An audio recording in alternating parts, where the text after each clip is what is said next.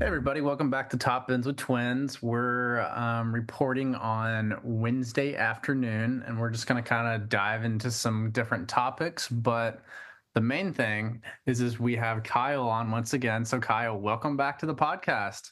Woo! Thanks for having me again. Yeah, I think we're maybe we should do, is it like triplets? Top Ends with triplets now, maybe? I don't know. I don't know. I, Um, I don't think I look like you guys though. You were the we step can. down. I think we can workshop the name. It'll take some time, but we'll workshop it. It's like what, two and a half men. So who's the half here? That's up for debate. The half is the loser of the mini league every year. Well, shit, that was me last year. So So you're currently the half, Paul. not this year, gents. But let's give everybody a quick check-in on our teams. Let them know how FPL is doing for us right now, and then we can kind of dive into some other topics after that. But Kyle, since you're the guest, let's hear about your team first. Yeah, my team's doing pretty well. Took a risky chance last week, which I'm really, really regretting at this point in time. But last week I ended on 64 points, I believe. But 2 points behind me, just so the listeners know. yeah. Did you have anyone sub in or? I did not. I wish I would have. I flashed back to last year and had 13 points on my bench. Oof. So honestly, not as bad as last year when I had almost like 40 points every week. But go ahead, Kyle. Sorry. Yeah, But no, you're good. But yeah, I took a chance and I transferred in Foden right before the deadline and captained him. Didn't return, but I also just made the dumb mistake of transferring him in for Cole Palmer. I like Cole Palmer, but I'm also always just very iffy on him because he's always. I feel like he's hit or miss. He's either going to haul or there's going to be periods where he goes through and he hauls, and I really wish I had him in my team. And then I feel like there's periods of time where he's not going to be able to perform, and he's just not as involved. But given like I brought him in pretty cheap. I think I brought him in at like his lowest, and he had just rose the past 3 weeks that I had him. So now I can't even get him back into my team. So that kind of I don't just goes to show that you should really plan ahead your transfers as much as you can, no way. and not go off of gut. I just thought, I'm a City fan. Foden's coming back. He scored midweek in the Champions League, and then with the news that both Doku and Grealish were suffering injuries, seemed like Foden was really going to start getting his time in the team, and he has dropped in price a little bit. So biggest regret, but otherwise, I mean, most everyone else in my team performed, so can't complain. Yeah, I mean, overall, that's a really good week. I mean, 64 points is not 66, but I mean, it's still really good, Hey, we're still above average. Still above average. Luke, how about you tell us about your team this week? I always lately I've been hating this part of the podcast. I want to clip that noise of you just going, where I don't like talking about my team lately. I get so excited for them before the game week starts, and then the games start and I get depressed. Yeah, it's not fun. Okay, so sometimes to quit being so dramatic, really, it was a really good start to the week for me. I had Mboma on my team, like I think a lot of people do at this point, but got the goal and assist from Wissa, which was really nice. That puts him on bonus. It's probably the best transfer of your season so far. Yeah, and then I also transferred Nate Nor, and he got the goal as well. So that worked out really nicely. But then I don't have Saka in my team. I don't have Cole Palmer in my team. I don't have Salah. So as soon as all three of them return, my game weeks, it's cooked at that point. I don't stand a chance at getting a green arrow. So yeah, Luke, as soon as they return, go ahead. I think we actually had a question on the Twitter today where we had somebody that was asking us about if they should move from Salah to Palmer. So that's something that we can kind of discuss later on. But I think you're seeing Yeah. the ramifications of missing that ownership. Yeah, and throughout the course of my season, I've seen the negative impacts of Foden not playing. I should have got him out in game week 2.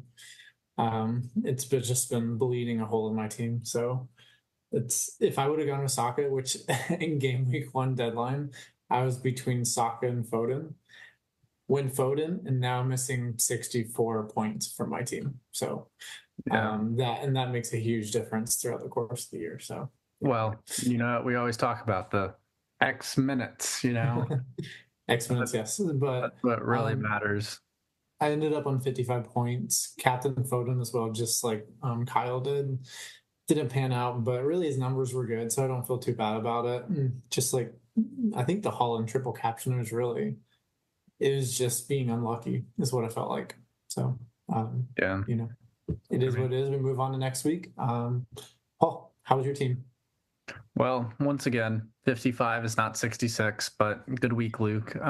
Just wanted to point that out. But yeah, really a decent week for my team. I think I am a little disappointed, though, with basically this could have been a generational week for me to the point of You would have been telling your grandkids about it. I possibly, I mean, there's a chance. 1 week in FPL, game week game, 9. game week In 9. 2024. They're gonna be like, Kids that was won't so long believe it. ago.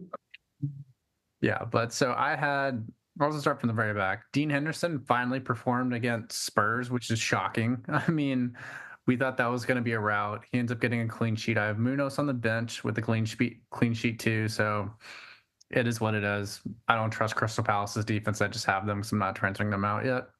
And I also had Anthony Robinson in the back, where they had the clean sheet up to the death. This is like the third time Fulham has done this to me too, where they just give up clean sheets at the very end, which is so painful. And then Pedro Porro, of course, with the Fulham match, and then bout phase with Leicester, which I need to change my backline ASAP. But the midfield really was producing for me this week. I had Mbomo at 15, Salah at 10. That one actually really hurt with the Arsenal matchup, but the points are on my FPL team, so it is what it is. And then Palmer at 20, which this is kind of what I want to focus on with my team, is that I really feel like this is a week that Palmer could have heavily returned. And I don't remember what I was listening to something where people were talking about Palmer kind of being checked out of that match. And I just completely disagree with that because I think his fingerprints were all over that match.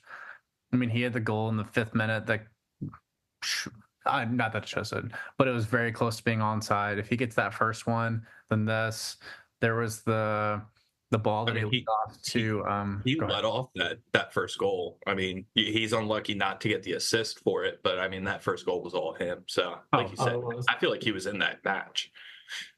yeah, no, Yeah. absolutely. I mean, there was the ball that he played to Ukraine Bolt that he didn't finish the easy chance at the top of literally probably from like the penalty spot. So whatever, it is what it is. But I think Palmer really could have hauled this week, which would have really made my game week. And he was your captain too, right? Yeah, I captained him, so he was on 20 points for me, and then my forwards of Solanke, Havertz, and Watkins had a whopping 2 points each. So that's great, and that'll probably be changing soon in my team. But a really good week for me, continuing the So, positive momentum. Paul, I think that's a good segue for us to kind of talk about the front three, the forward line. Mm-hmm. What do you think you're going to be doing with your team? Because Solanke hasn't returned in quite a long time. Havertz hasn't returned either. What is your plan?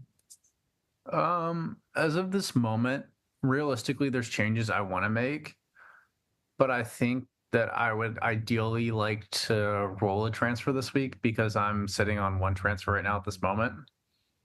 So just realistically want to build up the bank of transfers really so I have more flexibility going forward. But I have somebody that I want to move into my team that maybe I'll mention, maybe I won't. Ooh, a mystery. Mm. Wow. Well, And you will guess who? I might be able to. Kyle, how do you feel about your front three at the moment? Are you happy with them? Are you a little disappointed? Luke, you're not going to guess who? I thought you were going to come back to it. I mean, we can later, but Oh, well, yeah, my guess would be if you're going to bring someone in, it's probably going to be Cunha or Strand Larson. Who no. who No? who would you be replacing in your front line? Solanke, Jackson. possibly. Got it. May or Honestly, may not. it really could be Solanke and Watkins too. It could be both of them because I'm just realistically unhappy with both of them. But we'll see. Like I said, I'm probably not going to make a transfer, so we'll pivot to your point. Like, what were you going to say to Kyle? I was just going to ask Kyle how he felt about his forwards at the moment. Sure. I'm really happy with my forwards at the moment. I earlier in the season, I had brought in Wisa. I think I got one full game week out of him, and then the following game week he got injured, and that really messed up my plan. Because then I transferred him out to bring in Calvert-Lewin, which, in hindsight, now I mean Calvert-Lewin had a good run of fixtures, but just ended up not returning, and kind of now just feels bad because I wasted 2 transfers to just end up going back to Wisa. But I have Wisa, Welbeck, and Holland. So all 3 of them returned. Welbeck's been in the form of his life. I got lucky when I transferred him in because I was back and forth between him and why am I blanking? Pedro. Good job, Pedro. Yeah, Mhm. Joao Pedro. So I got lucky transferring Welbeck in instead Really of good Joao transfer. Pedro because he's injured and Welbeck's kind of been in the form of his life. And then I transferred Calvert-Lewin to Wisa before game week 9 and got lucky with the goal and assist with Wisa. So and then Holland, I know some people are going to the non-Holland route for the next about like 10 game weeks or so. It is tempting, but it is very tempting, but I don't think I want to make the same mistake that I did with Palmer because I got Holland in at 15 and right now he's at what, 15.2? Is he at 15.2? 15 He's something? 15-4. 15.4. Okay, so I can sell him for 15.2, yeah. Mhm. So I think he was approaching a price decrease drop. though. Yes. Yeah. Mhm. So I mean it's tough for me because I don't want to get stuck in the same situation that I was with that I just found myself in with Palmer, that Holland maybe just starts going off and I want to get him back in my team, but I don't have the funds anymore. So Yeah. Mm-hmm. I think I'll probably ride him out because I think you can't go wrong with having Holland in. But given that both my other forwards are kind of budget forwards, both of them I have in below 6 million. Right. I feel like I'm okay having Holland in there. So Yeah. Yeah. I think it's an interesting point you brought up earlier when you're talking about DCL. His stats have been really good. And then you compare that to someone like Chris Wood, where his stats have not been nearly as good. But Chris Wood has 7 goals on the season with an XG of 4.85. It's just how the season's played out, unfortunately. And that's shows the game that we play here, right? A lot of it's luck based. A striker gets in form, he's in your team, and it goes in your way, it goes your favor. But yeah, was that like Almiron? Was that last year or 2 years ago? yeah, that we were actually talking about that the other day. Yep. Yeah. His purple patch. Yeah. He was scoring some bangers too. Yeah. Like he was scoring some crazy goals. Let's not even talk about lockdown Christian Pulisic. We won't go there. There's some fan service for you, Paul. But is lockdown Pulisic better than Milan Pulisic this year? I don't know. That's a tough one. I'd say Milan Pulisic is probably better. I think he's a more well-rounded player, but not to derail a podcast with our USMNT love. We don't want to do that. This is Yes. an FPL pod today, so Yes. Yeah.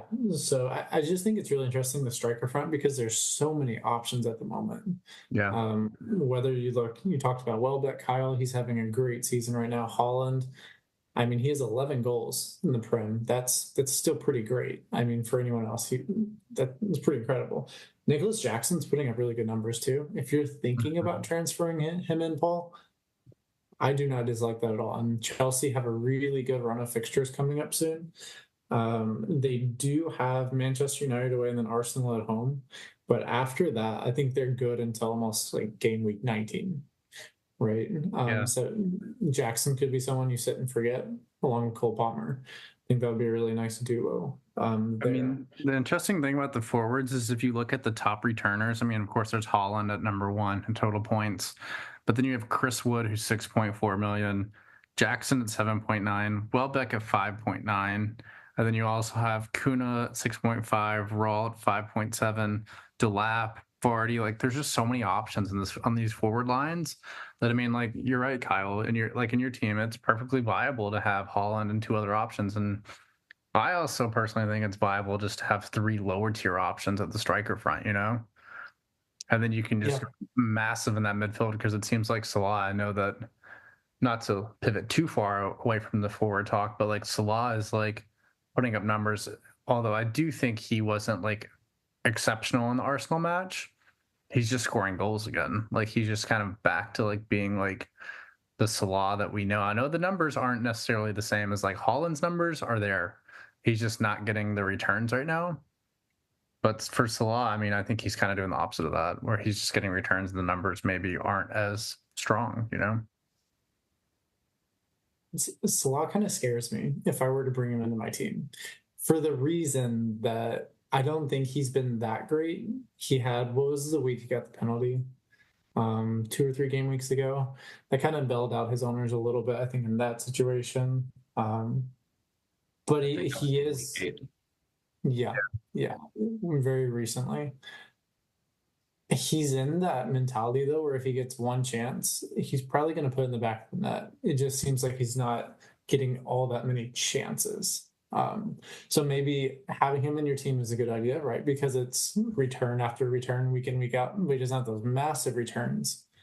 Maybe just not a captaincy option is maybe the best way to look at it. I don't know. Possibly. I mean, we saw, so Liverpool scored 3 goals today in their cup tie against Brighton. It was 3-2, which I think there was a late Lamptey goal, so that's kind of skewed that it wasn't maybe that close. But the interesting thing is that Gakpo had 2 goals playing from the left wing. And I think there's something about that left wing under Slot that, like, I mean, we saw Diaz early in the season, Gakpo on the left wing today. Maybe that's kind of like a Spurs situation where we see that that's where the most chances are generated, It could, I don't know, Salah didn't play in that fixture either, though, today. Or he may have subbed on, but he didn't start, so. I don't think he played. Yeah, I don't think he did. But just relevant information for people out there, So to put a bow on this forward conversation, who would you all say is the best enabler at the forward position right now? So let's say 6.5 and under.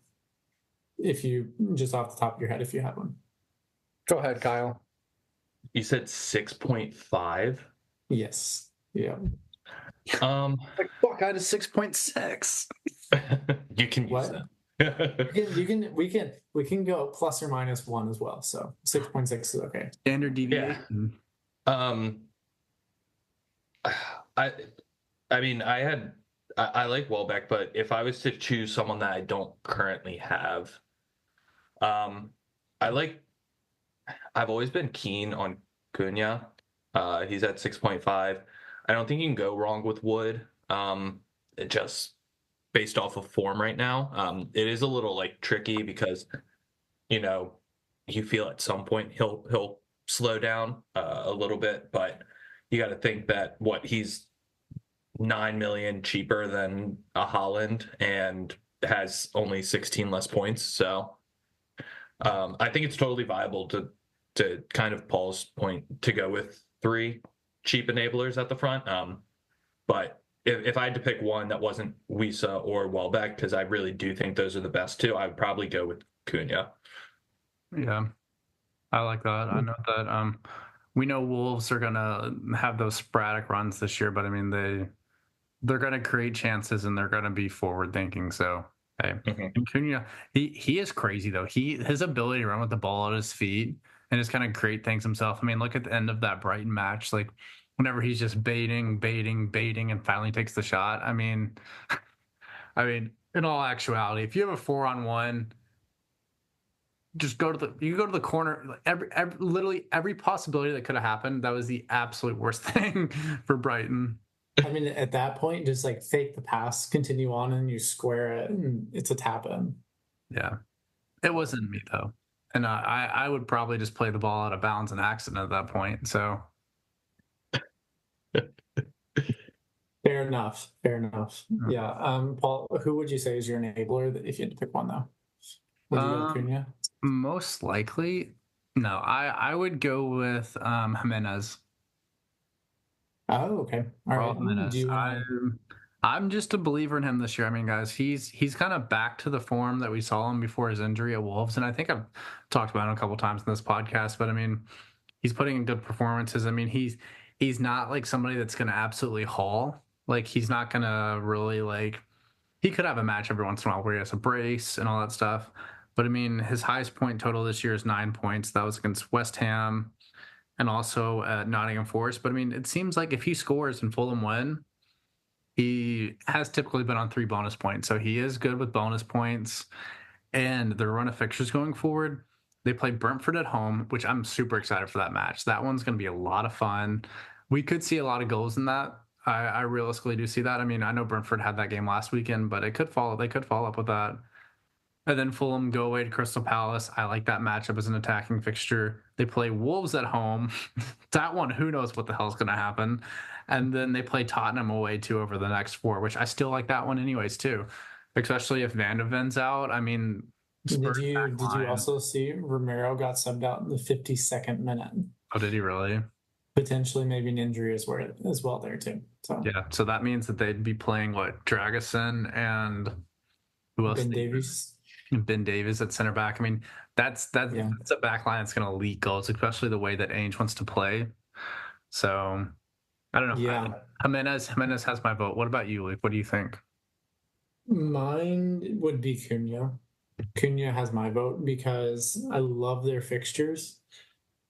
Just let's look at game week 10, the game week coming up. Wolves have Crystal Palace at home, and if Crystal Palace had Eze and both Adam Wharton get hurt during the cup in the midweek, then they're going to be much more susceptible to Wolves countering, breaking in some. They're going to hold up play as well.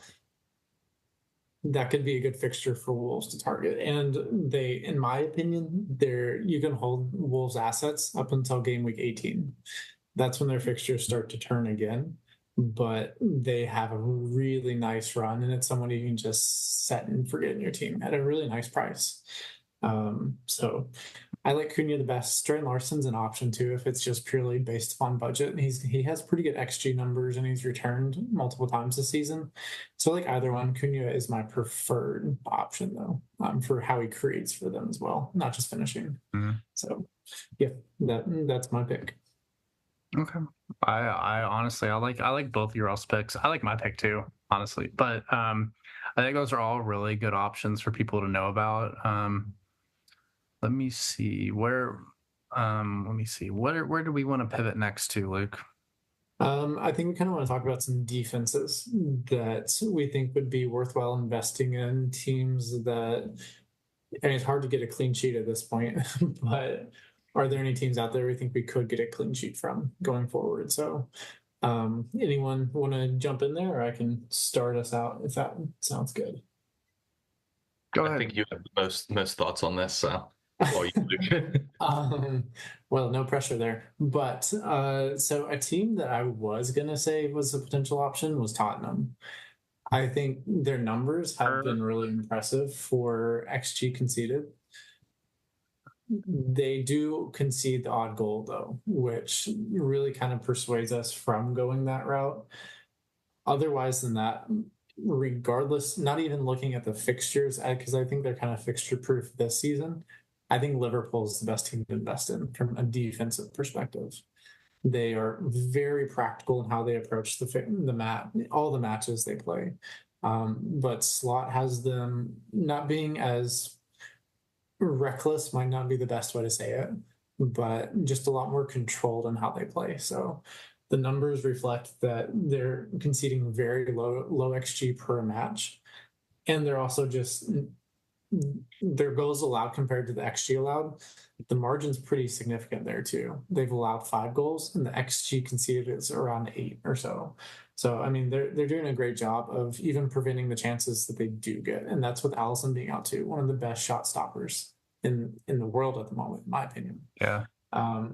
So I think Liverpool's a great option. Is Trent worth the price though? I am slowly coming around to the idea. I don't think so. But since he's already in my team, I'm not going to make a lateral move to waste a transfer on that. Yeah. If I didn't have a wild card in my team, would I probably be aiming to get rid of him? Yes. Especially with Palmer, Saka, Salah, all these players being almost essential in the midfield. You need to cut cost where you can. And I think Trent's a good way to do it.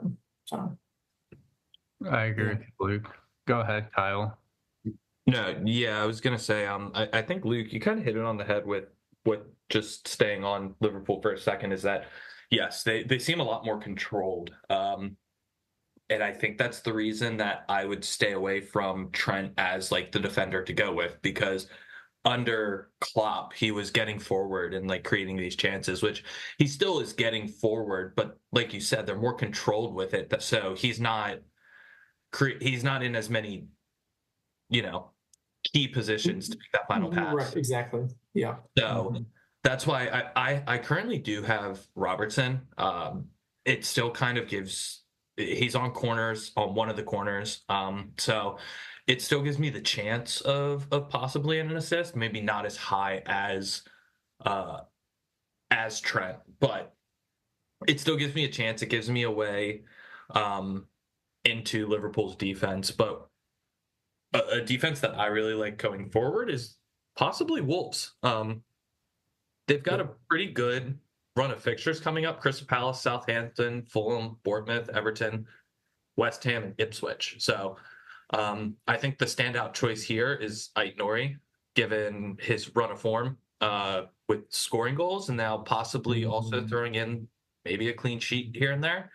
I do like Wolves, but it's really hard. I mean, I have Lewis for Man City. I do have Rico Lewis in my team. He's cheap, so I'll probably keep him. But with Man City, they're slowly, kind of quietly racking up injuries. So it really is worrying me. They may not have as many injuries on their defense, but we see that their defense has historically kind of been shaky. And with all these injuries to players, that it seems like with this upcoming run of fixtures that they might not be as in control of games and give away the ball a little bit more sloppily with these new players in. So I would kind of stay away with them. The only team that really stands out for me right now is Wolves, and then like you said, maybe Liverpool. Another popular defense, Arsenal, I would almost kind of stay away from, given not knowing how Gabriel's injury is. I mean, I don't know if there's been word on it, but I haven't seen anything. So, and knowing it's probably going to be kind of cryptic anyway. From what I've seen, they said it's not going to be a long-term injury. I think they did a scan on his knee. There's no structural damage. So who knows when he's back? I probably 1 or 2 weeks, probably. I'd be skeptical about this weekend. But maybe, is there an international? No, they're not. We have one more week after this. But I would expect, if nothing else, he'll for sure be back by the end of the international break. I don't doubt that. And it seems like Odegaard could be back, maybe not this weekend, but the next. Which would be I heard he's on grass, right? He's been playing. He's been practicing on the grass pitch and everything. So that's good news. I mean, you never like to see a player go down, especially one as key as Odegaard. But I mean, kudos to Arsenal. They've picked up. I mean, he's a big part of their team. Him and Saka were out for a little bit, and they didn't really miss a beat. So and that's the way. They've just found a way to get points. And I'm sure Paul can speak to this a little bit more. But before we go there, I just wanted to say that I completely agree with your point there, Kyle, and that I really like Wolves going forward. I would not recommend doubling up on Wolves, right? No, I think yeah, it's absolutely not. one of those where a clean sheet is probably going to be, it's possible, especially with the run that they have, but it's going to be kind of picking those attacking options. That's my So, feeling with every defense. The clean sheet would be yeah, nice. I'm not expecting it, but it's so true this season. They're so hard to come by. I got one. I got Rico Lewis's clean sheet. I was like, oh, this is what it feels like. yeah. Yeah, I that's what I forgot. was hoping with Robertson with Liverpool, is that sometimes he gets pulled at like the 60th Yeah. minute every now and then. So I'm like, Mhm. he also gets pulled before Trent. So that's maybe not earlier Yeah. in the season, but historically he does. So that's why I was kind of Mhm. hoping with Robertson as well, is trying to find that player on a good defense like Liverpool that might get taken out a little bit earlier, lock in that clean sheet before they kind of Yeah. give up a Smart. goal or anything. Yeah. Yep. No, I completely agree with that as well. That's why I brought Nor into my team. So, Paul, what do you think as far as defenses go? I think I like both of your all's options. I think this year Nottingham Forest are proving themselves to be a really good defense to invest in, which I'm a Nottingham Forest hater. I will openly say that. So I don't love the idea of investing in them. But a team that I really like over the next three is Everton. I know they've only kept one clean sheet this year, but I mean, they play Southampton away, West Ham away, and Brentford at home, and then United's in a couple of those next fixtures. So, like, it's possible. I mean, like you all said, clean sheets are so hard to find this year. So, I mean, and honestly, my back line never returns. So I'm probably not the most like reasonable person to ask about this. You're an attacking manager. You don't play I, defensively. I'm with you, Paul. Yeah. I hate spending money on my defense. I think If uh, if you told me, Robertson at 6, and then I have 4.5 millions and 4 million defenders. yeah, same. Yeah. I mean, honestly, if you told me that I could take like if I can just add one more midfielder and take off two defenders and just have one defender and one more midfielder, I would do it. 100%. I would take Like that. realistically, because I mean, Yeah. there's so many midfield and even forwards too. Because like we were talking about earlier, I mean, there's so many options everywhere that like in the back line, it's just so hard to predict. I mean, I think that's just due to the nature of the Premier League. I think the middle pack, of the Premier League, so much better and used to be these lower tier sides. I mean, Southampton are pushing people, Leicester's scoring goals. I mean, I don't know. I just think it's really hard to find clean sheets now. You have to have those like those teams that are just fortresses, and this year it's probably Liverpool so far. So we'll see. Things change. Yeah. Whenever Arsenal get more solidified and they have Odegaard back and everything, it'll be easier. And even City too. Whenever they get people healthier, without Rodri, that's the big question mark. Because he just did so many things for them in possession and in plugging holes. So I don't know about City. They even City last year. I mean, there's moments where like they just like we always talk about this league. They give up such low XG chances, but they just always seem to get a goal. So It never fails. And Yeah. you could get to the 93rd minute and have 4 minutes added on, and you don't feel good about a City clean sheet until that final whistle blows. no, they're up Because, they're up 4-0, and you're like, oh yeah, we're just having fun, and then oh somebody my like God. Yeah. spikes in a goal from midfield. So Yeah. I was like, No, I mean, you're right. You're right. It's just because like City, people are learning how to play against City. I mean, they sit back and they're waiting for that counter. And Yep. because the way that City play, their center backs are about 2/3 of the way in the opposition half. So, you expect a forward to be typically quicker than these center backs, and that's really what it is. Is they center backs wait. aren't very pacey either, too. Honestly, No, they're not. I mean, other than Kyle Walker, who I love him, but he is prone to kind of getting turned around and making just that one bad decision that leads to a goal. Exactly. It's his decision making for me, right? Yeah, But he's got all the physical attributes to be a great defender, but he just like, I don't know, he just makes dumb decisions sometimes. it seems like he's just kind of like maybe either losing it as he's getting older, or that decision making's always been there, and he's just kind of gotten bailed out with his pace, a little bit more physicality, because obviously as he's getting older, that physicality is decreasing a little bit. But yeah. yeah, I never feel good about a City clean sheet. That's why I only have Lewis, and then Guardiola. You could get him in because apparently he is um, Ronaldinho just in the back. So only Let's scores bangers, bends it like Beckham all the time. let's not talk about Brazilians on this podcast because we know where that'll go. We don't need to do that at the Wait, moment. That's been I talked do have about to, enough. I do have to laugh though, because what was it? Richarlison was like, Oh, it's there gonna go was down bad things will today. happen. Yeah. Today he had, and it was Guardiola had a throw in, threw it right past Stones.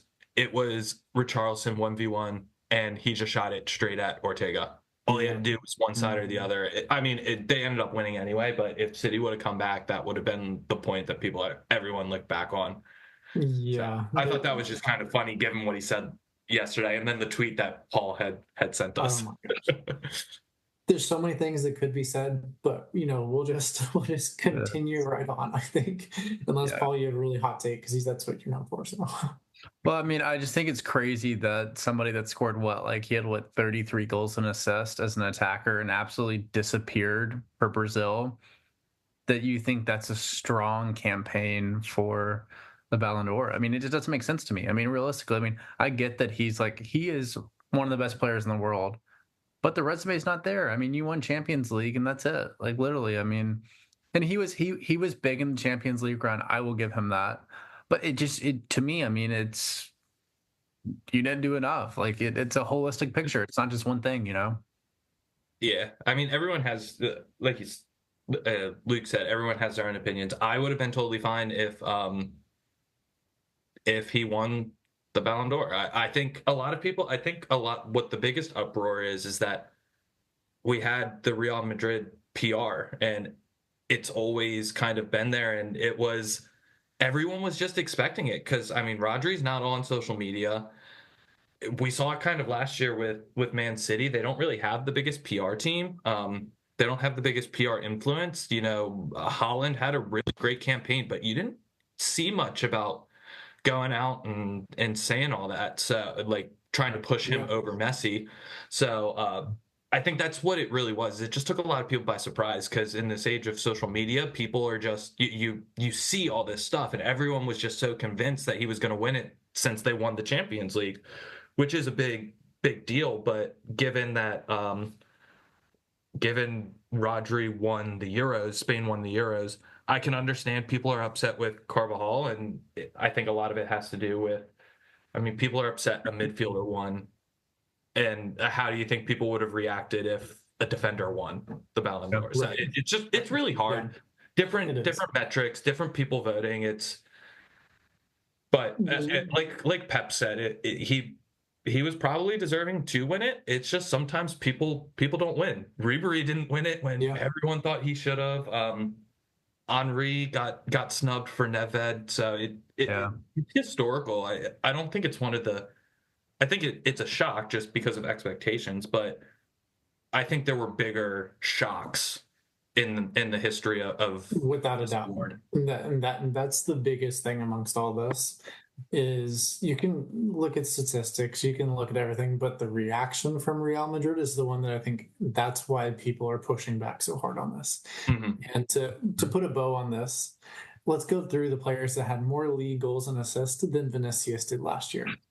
Anthony Gordon, Yes. Jerry Bowen, Jean-Philippe Mateta, Kai Havertz, and Lacazette. Just to name I'm a gonna few. leave that there. All right, so moving on to our Wait, final you're portion. telling me Kai Havertz didn't win? I thought he did. What? Yeah, no, he won the German version of the Ballon d'Or. He won it in your heart, Paul. Yes, He did. He yes, did. yeah, He's got number one spot. yeah, yes. I'm sure he definitely does. Um, okay, so for the very final portion of the podcast, what we're gonna do now is we're gonna go through and pick the one player or multiple if we have those that we're going to pick that is currently under 30 total points in the season currently, and then we're going to say one that we think might end up in the top 10 for the final points. I hope that made sense because to me, even saying it might not have, but I think the point got across. Here, I'll summarize. We're picking an FPL player that is below 30 points currently that's going to finish in the top 10. Perfect. Yep. For That's their exactly position. right. For their position. Yeah. So basically, we want somebody. We're buying the stock low. We want the stock to go up. Hold. I'm back into the meme stocks. If anybody didn't notice my terminology here. Diamond hands. Yeah, I will kick it off. Go ahead. And the player that I think could potentially end up top 10 in their position, currently under 30 points, is Kevin De Bruyne. Oh, okay. He's Fair enough. No, fair play. no, Fair, it's yeah. I have other options. I can circle back to those, but I think Kevin De Bruyne is someone that we know if he's going to be on the pitch, he's surrounded by excellent, high quality technical players that he can assist, put him in good positions to return goals as well. If he's going to play, let's say, 2/3 of their games throughout the course of the season, he still easily could do that. I still could see him being a top 10 midfielder in the game. And I think currently he's down to 9 point something. I don't remember what his price is at the moment, but he's dropped a couple times. So, someone to keep an eye on at a nice little discount. And I could see him being a top 10 midfielder at the end of the year.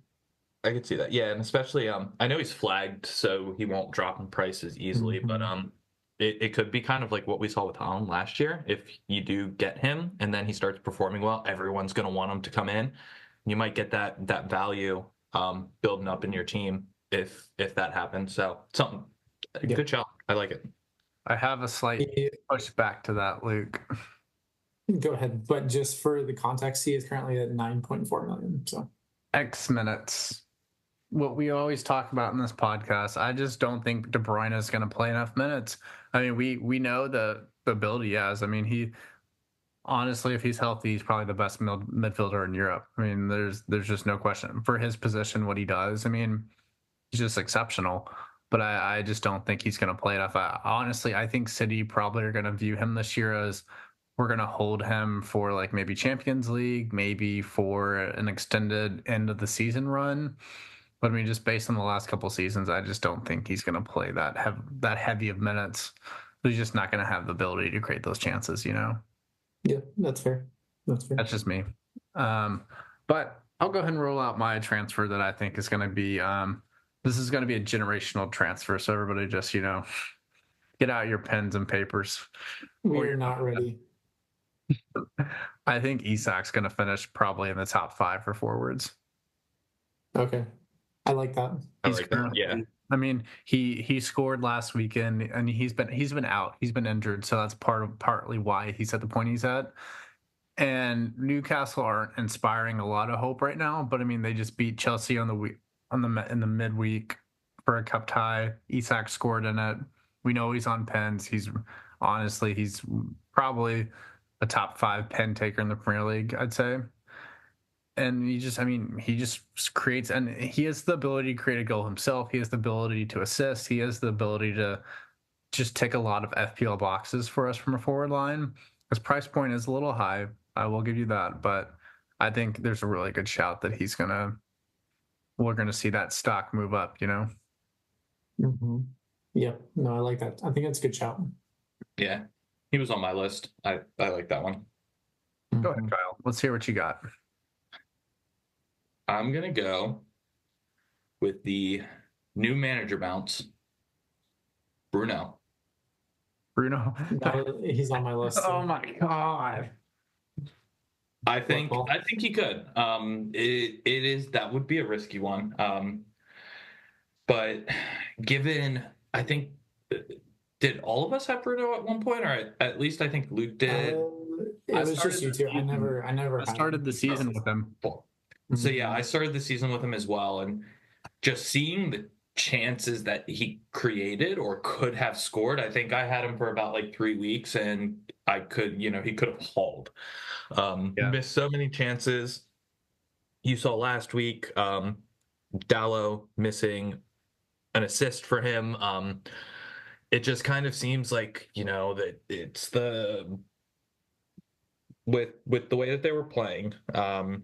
I wouldn't bring him in. However, given new manager, given a 5-2 win over Leicester today where Bruno scored twice, it kind of seems like they might have a new manager bounce that could see him start racking up some points. He is a good playmaker. He's on pens, so it just really depends on how United kind of get going, if they get going. Yeah. If they start winning some games and put in a good run, I would think that that Bruno would be a good pick, given that he is also now at 8.2, and I think he started the season at 8.5. So he dropped in, and he would be a very popular player to bring. That again, people would bring in, and if you could get him while he's down, you might get a decent. Agreed. Yeah, and the thing about Manchester United assets, there's so many Manchester United fans. As soon as one of them gets a goal, people jump right into them, and those price rises are really vicious sometimes with United players. 100%. Yeah, and Another one that was on my list, Kyle, from United.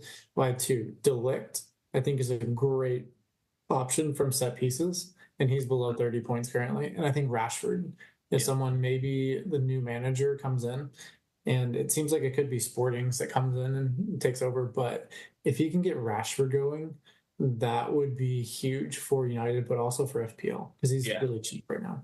Yeah, and like you said, and these are all players that have performed. Rashford, Fernandez, like these are people who have historically performed. So I think that's also like what you said. There's a lot of United fans, but also we've seen them historically perform. So if there's like even like a glimpse of them starting to pick up form, I feel like a lot of people are going to try and jump on it to try and beat that rush.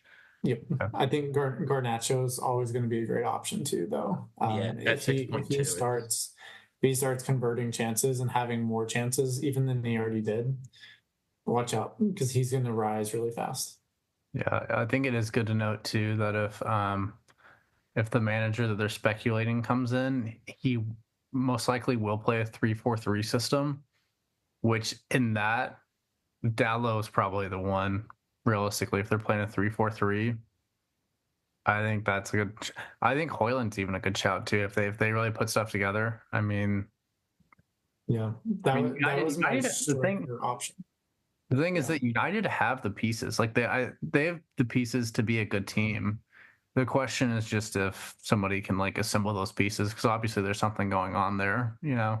It's got to be something internally, because like everyone said, like even today, like they scored 5 goals, like and now all of a sudden they can hit a target. Like it's crazy to me that you don't want to think. I don't think it's anything about them like wanting Ten Hag out. I think it's just morale within United. It just seems to happen every year. Is that once they get a new manager, they play okay, and then something happens and they just start losing, and everyone's morale goes down. And I mean, the thing is though, I mean they have new owners now. It's a new regime. Different things are happening, and honestly, with Ten Hag, I just felt like there were always excuses. I mean, if you compare him to Pep, to Arteta, it's just, I mean, at a certain point, you just have to accept that the situation is the situation, and you just have to do what you can about it instead of making excuses. And I think that just never changed for him. So maybe that was feeding to the players, who knows? But yeah, I mean, I do like the United pivot a little bit. That's a great way to play, like differential way, I think what that kind of shows is football is such a fickle game, right? It's not luck based, right? Because it's a highly skilled game, but when you play at such a high level, there's so much variance in how a single player can perform one week to the next. That's what makes FPL fun to me and challenging and so frustrating, because you have Holland with his second highest XG in his Premier League career, and he gets 1 goal, right? He had 4 or 5 big chances created for him, and he gets 1 goal. And the goal was the hardest chance, honestly. Yeah, it's just maddening. Really. It was the hardest. And that was like a fadeaway, honestly. Like the way he was falling, and like if he didn't score, that would have been given probably as a pen. Possibly. Yeah, I think so. It would have at least gone to VAR with some discussion. Yeah. But it's just, oh my gosh, yeah, it would be so difficult to be a manager of any Premier League club because you have injuries, you have internal pressure, and then you throw the players out there. Referees, it was a big one. Jackass coming from the Arsenal fan, but On Hey, you top of watch, that, right? you watch it, Luke. On top of all Watch your that, mouth. you put players in a position to succeed, and sometimes they do, sometimes they don't. There's nothing you can do about it. And as FPL managers, we're in that same position too, where it's we pick the players and we hope they perform. So it's a tough game we play. That's why you have so much fun leading into the game week, Luke, and then once it starts, you so Spiral. sad. Yeah. Weekend over. One day, I I look think. all week. I look forward to the weekend to watch games, and then I'm so happy for the games to be over. We need to do one of those arrow diagrams of what the pain is. Yeah. We're definitely going to do that. That's one day I think we'll get into something where we like try to stream ourselves while we watch Premier League matches. And I don't enjoy seeing this every weekend, but it's always fun to see the like boom and bust cycle of Luke getting his hopes up and then his eyes just slowly dying as the weekend goes on. Well, I I'm mean, glad. on the opposite of that, there are times where it's awesome. Like with me this past weekend, I think Wisa scored the goal, got an assist, and Welbeck scored all within 5 minutes, and like it just brings you Yeah, up. Like you could be so it down, does. and Yeah. it brings you up. So that's like Luke said, it's the game we play. It's so hit or miss, and Yeah. all it takes is 5 minutes for a bad game week in FPL to turn, because there's multiple games going on and Oh, anything. there's so much going on. Like this past week, for example, I was up 1.2 million on my overall rank at the end of Saturday. By the end of Sunday, I was down 100K, right? Yeah. It's brutal. It's Luke, you vicious. forgot it was a Rat Boy fall. You didn't know. You didn't know it was a little chilly out there. Spooky season. Cold bomber. Yeah, for real. I've been a hater for a while, but I think I've been converted. I think all of us owe him an apology because I believe at the beginning of the season, all of us said that his price point, stay away from him, and now Yeah. here he is. I just didn't think he'd be able to replicate what he did last year, but so far, I think we talked about this. I mean, just Chelsea look better all around. They look Yeah. more secure in who they are, and it seems to be showing. Yeah, I think that just comes down to Maresca, right? He's providing the framework, the stability they needed, and that goes a long way. It goes a really, really long way. And So. the biggest question, gents, is when is Reece James going to enter the FPL circles again? Like whenever he gets his first like return, like basically when he gets that first goal, that first assist, people are going to flock. And It's hard. It's hard for me because like I don't want to bring him in yet because I'm afraid that he's just going to get injured again. But I the don't thing know what his is that the price longer point. you wait, I think we've always said this. It's not a matter of if Reece James gets injured; it's when he gets injured. Let's hope So not, I kind of man. want to bring him in. He's at Kind of. 4.9. Yeah, it's crazy how low he is, and he's going to start. It seems like so. But here's the thing: he's also Transfer in, playing. transfer Do I it in, make the Paul. transfer right In. now on the podcast? Okay, I'm not going to make the point I was going to then. Go ahead, make the transfer. No, I'm gonna give it a minute. I'm just saying, my concern this season, he has an XA of 0.05. He's not creating chances, and he's playing left back. I mean, he played left back in their last match. They switched him and Gusto, where in the match before he was playing the right back. So I mean, we'll see what happens. I mean, he like Reece James, when healthy and playing in the right system, is a generational talent. To me, there's no question about it. He's just an absolute baller. I think Chelsea have United away and then Arsenal home. So I would see how those two games go. I don't think there's going to be a big rush to bring him in, even if he plays well against United. That there's not going to be a huge rush to bring him in against Arsenal. So I would see how those two games go because then they play Leicester, Aston Villa, Southampton. So could be a chance there to bring him in. Just wait and see. Maybe I think That's what I would I do think right now. for the people wild who card. haven't used their wild card in game week 12 is, I will predict, if he's not injured by this point, he's going to be a good option for game week 12 wild carders. Yeah, Kyle, you should totally wild card him in. I would say I am a little hesitant with him as well because their manager was. I did see a quote where he was saying that he's surprised with his lack of leadership Yeah. as the captain. I saw that. So Yeah. I would be that just like gave me a little halt with him too. Is that it does he just maybe not rate Reece James, or maybe it's just he doesn't rate him as the captain. Yeah, But we'll see. Yeah, we'll see how the next couple weeks go. Chelsea don't seem like the team currently to be like attacking wingbacks. They seem more secure in who they are, more defensively secure. So we'll see. yeah, Maybe that means more clean sheets, though. That is true. Yeah. potentially. Who knows? Yeah. Who knows? We'll see. We'll see what the. In the near future, I see everyone being tripled up on Chelsea sometime soon.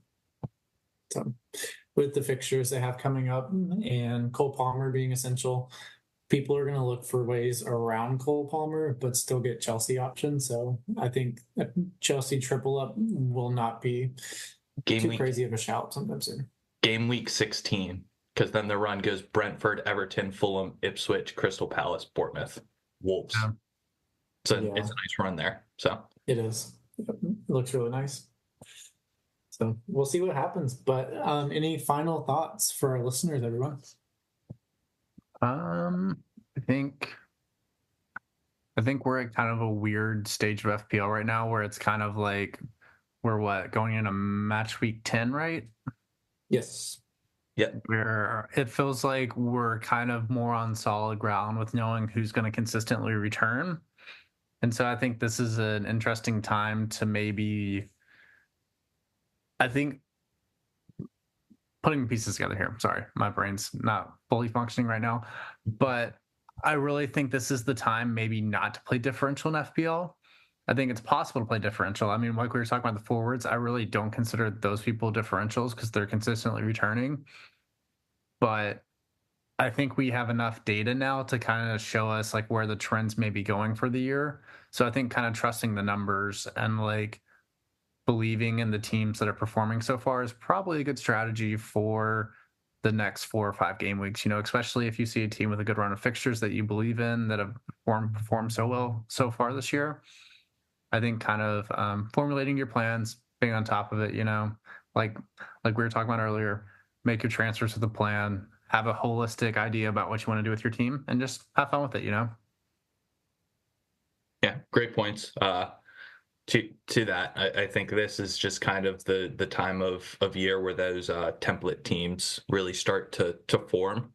I enjoy it this year because they're template teams, just like a little variety, because it's more of like, do I have Saka, Palmer, Salah? Do I have Holland, Salah, Saka? Or Saka or Palmer? So we kind of have these big hitters that can be interchanged. It seems like so far this season. So yeah, just enjoy the game. Um, this is a tough game week. I really feel like this is one of the tougher game weeks. A lot of difficult matchups, and specifically for me, a lot of my defenders are going against my attackers, so that's always rough. Hey, Kyle, it's better if you just expect your backline not to return. That way, if they get 1 or 2 points, you're like, Yeah, really hauled this week.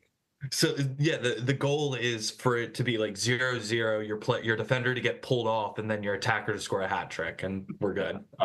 That is the dream situation. So, yeah, just I agree with you, Paul. Not super concerned about trying to make differential picks right now. It all depends on where you're at in your mini league, what you want to try and do. I know that all of us tried differential captains last week because the clear captain was Holland. But none of us, I mean, Paul probably turned out on top. Luke, we didn't really get burned with Palmer, considering that there was only 1 goal from Holland and 1 goal from Palmer. So you can pick your chances, but just play how you want to play, and you'll have fun. Yeah. Yeah. I think that's great advice from both of you. It's FPL it's a fun game to play, right? That's the reason why we do it at the end of the day, because you get enjoyment out of it. Can I Lately, clip this and send it to you, Luke? And I was play it getting on there. a I was loop over getting the there. weekend? Because like that's Give me a not the second. visceral experience that I have every weekend. Let me tell you. I was about to say it can still be painful though. Okay. So you just beat me to it, Paul. Yeah, as they were saying though, I think it's really good advice though to keep in mind that whenever you're building your team, to plan for the long run, right? Looking at the near horizon, there's going to be a fixture switch in game week 12. So if you're someone who say has already used your wild card, start planning those transfers now to get those players for the teams like Chelsea, Arsenal, players like that who are going to be really popular. Start getting them in your team or save up those transfers to do so, to kind of counterbalance those wild cards. Would be my big piece of advice for everyone out there.